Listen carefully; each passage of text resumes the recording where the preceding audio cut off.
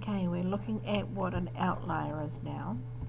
So there are a number of four different things it could be, so 4 different ways we can categorize an outlier.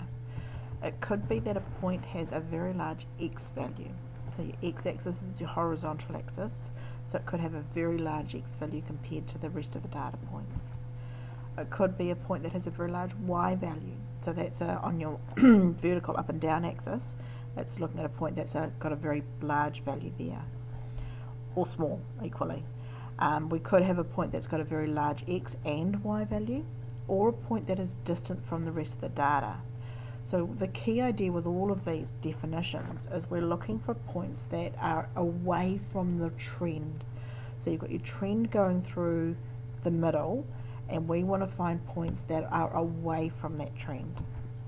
So for an example, here is an extreme x value, and we can see there our trend of the data is here in the middle, and this outlier is way out on the right hand side, so it's quite separate from the trend of the data. So that's what we call an outlier.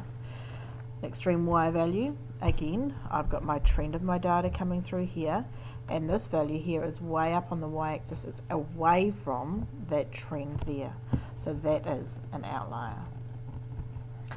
We could have a point like this, which has both a big x and a big y value.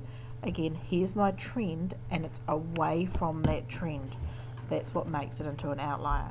So both an x and y, it's a long distance away. Or we could just have a distant point. So this point here, for example, it's the trend line goes through there, and this is away from that. It's separate from the trend. It's to the side of it, and that also makes an outlier.